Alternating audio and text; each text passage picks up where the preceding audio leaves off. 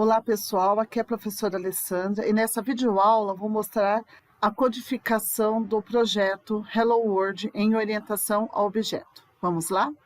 A primeira coisa que vamos fazer é criar o projeto. Então vamos criar no NetBeans um projeto Java com a classe principal selecionada. Bom, já criei o projeto. Deixei selecionada a criação da classe principal, o main. Agora eu vou criar uma classe Java. Então, botão direito do mouse no pacote, novo, classe Java. Vou dar um nome para essa classe de usuário e vou clicar em finalizar. A partir desse momento, eu vou fazer a codificação da classe Java. A primeira coisa que a gente tem que fazer é definir os atributos da nossa classe. Então, eu vou definir os atributos que tem lá no meu UML. Private string, nome, private string e-mail, private string login,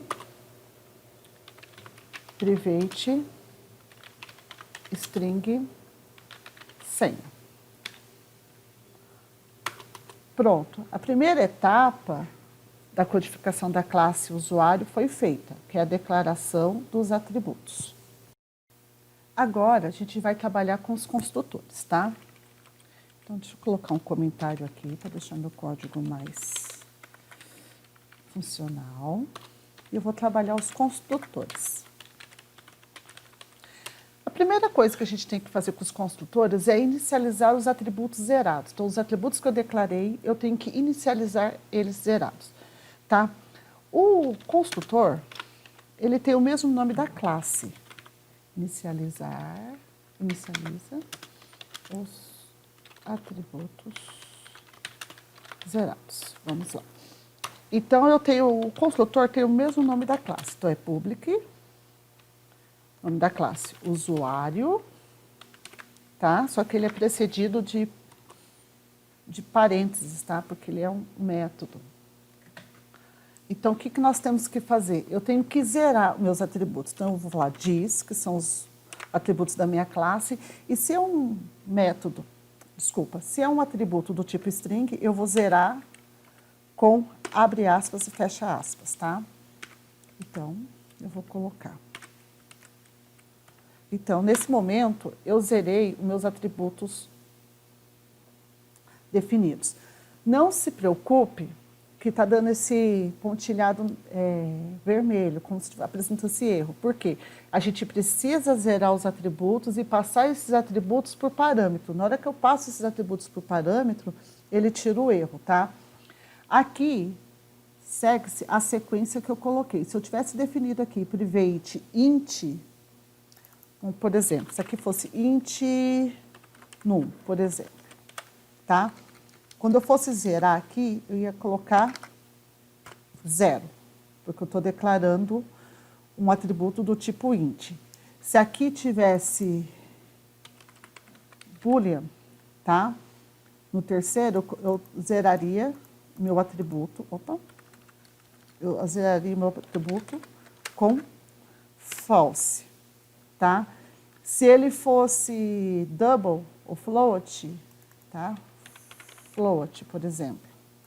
Só para vocês terem uma ideia de como que a gente tem que zerar os atributos, tá? Eu usaria 0.0. Isso daqui, gente, é a parte de zerar os atributos, tá? Só que o que eu tenho aqui, conforme nosso UML, eu tenho uma string, nome, deixa eu arrumar, né? String login e string senha. Então, se todos são strings, basta eu utilizar as aspas, tá? Para zerar. Mas sempre segue a regra. Se é int, a gente zera com 0. Se é float, double, ponto flutuante, a gente vai zerar com 0.0. Se é um atributo booleano, vamos utilizar false, tá bom? Agora, eu vou inicializar os atributos, passando ele por parâmetro, tá? Então, eu vou utilizar public, usuário, e eu vou passar meus atributos por parâmetro. Então, é string, nome, conforme foi declarado, tá? Na sequência da declaração. Sempre seguindo essa regra, não vai ter problema. E string, senha. Feito isso, vou abrir as chaves, tá? E vou colocar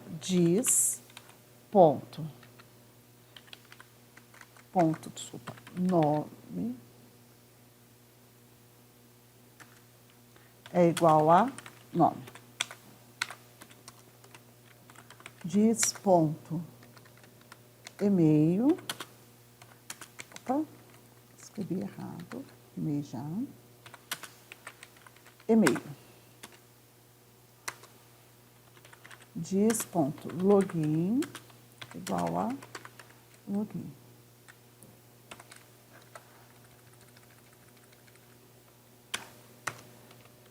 Diz ponto, o último, né, senha, igual a senha.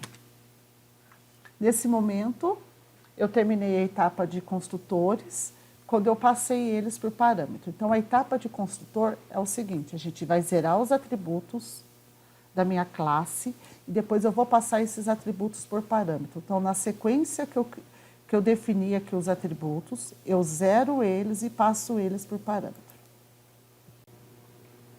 Observe que tem uma autorreferência, né, quando a gente usa, por exemplo, diz.nome igual a nome. O que seria isso? Ao usar diz.nome, estou referindo ao atributo da classe. Quando eu uso simplesmente nome, estou me referindo ao parâmetro método.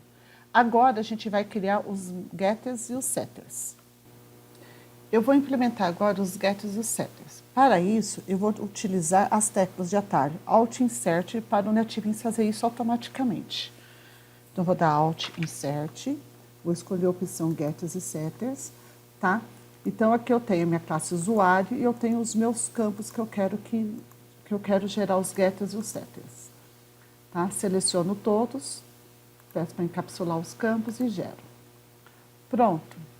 Nesse momento, eu já tenho meus getters e os setters, tá? Na nossa próxima etapa, é criar o método específico da classe. Bom, vou criar agora o método específico da classe, que é o provar existência, né? Public, void, provar existência. Esse método a gente vai chamar lá na nossa classe main, tá? Vamos colocar uma mensagem, né? Systemout.println, abre parênteses, abre. Oi, meu nome é... Mas vou dar um get aqui, né? Então, vou dar um diz.get nome, para ele buscar o nome, ok? Mais. E vou colocar a mensagem e eu existo. É bem parecido, né, com aquelas nossas mensagens de Hello World, que é um clássico para toda vez que a gente inicia uma nova linguagem de programação. Então, esse é o nosso método provar existência, tá? A única coisa que nós temos aqui é o uso do diz.get nome, que eu vou buscar, tá? O nome, para estar colocando junto na nossa mensagem. Então, nesse momento, nós terminamos a codificação da classe usuário Java. Na nossa próxima etapa, a gente vai codificar a classe main. Bom, vamos agora a codificar a nossa classe main, tá? Então, eu vou clicar lá na minha classe main, que é Hello World.java, onde ela tem o método main, aqui ó, public static void main. E nela eu vou chamar a minha classe, tá? Então, a minha classe Java é usuário. Vou criar um objeto para receber essa classe. Então, meu objeto vai ser chamado user. Vou colocar new e vou chamar meu construtor. Usuário, user, igual a new usuário. Então, usuário aqui é a minha classe, meu objeto e o meu construtor da minha classe usuário. Depois eu vou colocar user.provar existência. Então, eu vou chamar o método provar existência que foi declarado lá na minha classe usuário.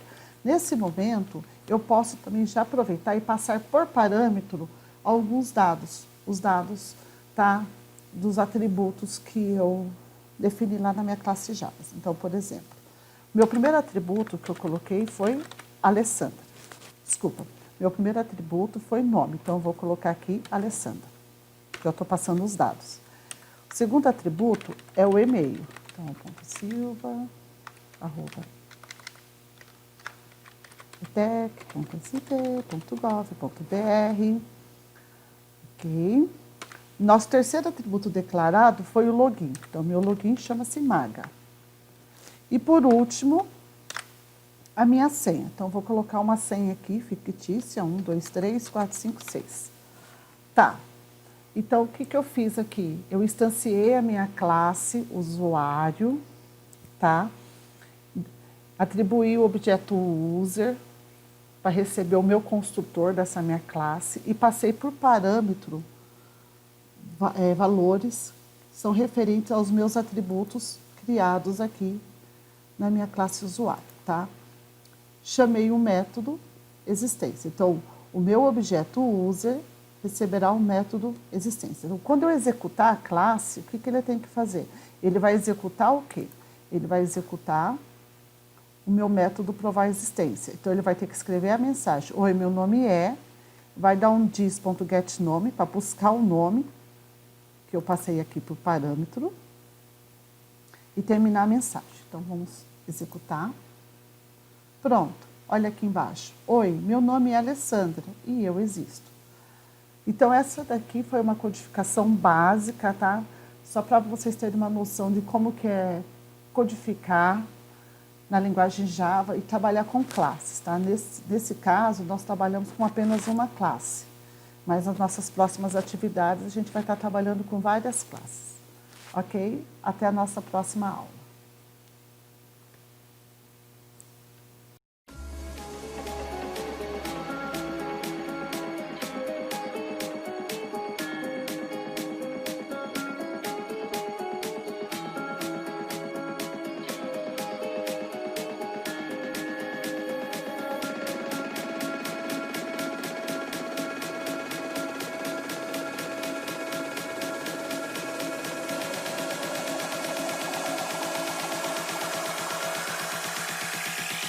Soy el fuego que